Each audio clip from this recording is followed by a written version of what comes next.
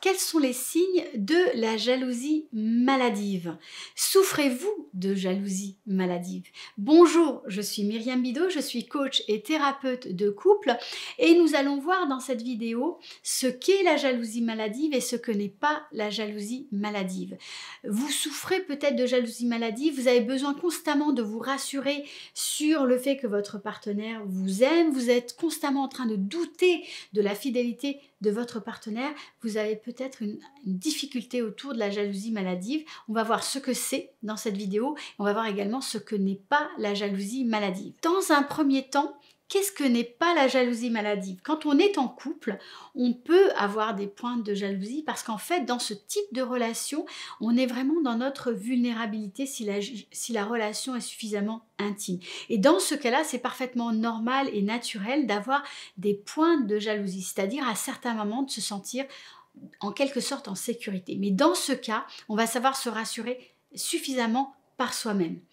Ce que n'est pas non plus la jalousie maladive, c'est lorsque vous avez peut-être véritablement vécu une infidélité dans la relation de couple. C'est-à-dire que soit c'est une infidélité qui est récente, soit cette infidélité est plus ancienne, mais vous êtes effectivement dans un schéma de pensée plutôt obsessionnel. Vous avez constamment des remontées, des questionnements, des doutes et ces obsessions prennent quand même beaucoup de place dans votre tête. Ça, c'est parfaitement naturel quand on vient de vivre une infidélité, quand elle vient d'être révélée. On a tout un temps où effectivement cette jalousie va être relativement obsessionnelle, mais ça fait partie du processus, on va dire, par lequel la personne et le couple doivent passer pour pouvoir dépasser cette problématique d'infidélité. Donc dans ce cas-là, on va dire que cette obsession est plutôt, on va dire, réactionnelle à une situation qui est réelle dans les faits et par rapport à une difficulté de couple que le couple a rencontrée. Ce qu'est la jalousie maladive, c'est autre chose. Quand on souffre de jalousie maladive, l'ensemble de notre espace psychique est pris là-dedans. C'est-à-dire qu'on est constamment en train de vérifier, de douter de la fidélité de notre partenaire. On a besoin de le suivre, on a besoin de le surveiller, on a besoin de vérifier, on a besoin de le questionner sans arrêt.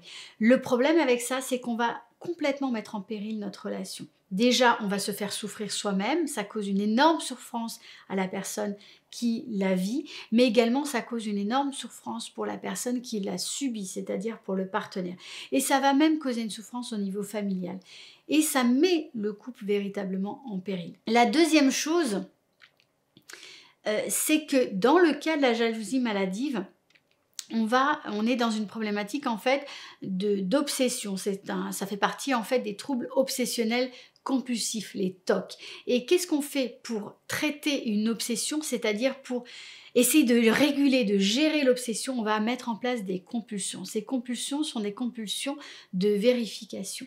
On a besoin de savoir constamment où est le partenaire, ce qu'il fait. On a besoin d'être rassuré, donc en le questionnant, en le surveillant, parfois en le traquant, ça peut aller très très loin et être très négatif pour la relation. Comment faire pour s'en sortir? Si vous êtes la personne qui subissait la jalousie maladive, vous n'allez pas pouvoir faire grand-chose pour pouvoir sortir de ce phénomène-là, à moins que votre partenaire puisse prendre conscience, soit au niveau de sa souffrance, soit au niveau de la souffrance qu'il assène, et puisse prendre conscience qu'il a effectivement un problème. Dans ce cas-là, il va pouvoir solliciter des ressources ou une aide professionnelle. Très souvent, les thérapies comportementales et cognitive fonctionne très bien sur ce type de problématique, mais également un véritable travail en profondeur sur les émotions et sur la relation peut être particulièrement aidant et peuvent permettre de retrouver une relation qui soit saine. Mais ça, c'est à condition que le partenaire qui souffre de jalousie maladive en soit conscient.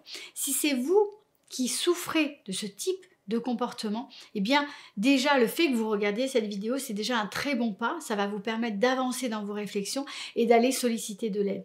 En général, l'aide professionnelle est absolument indispensable pour sortir de ce type de schéma parce que tout seul c'est relativement compliqué. Donc il ne faut pas hésiter à se laisser guider, à se faire appuyer par des ressources qui sont compétentes pour pouvoir sortir de ce type de problématique.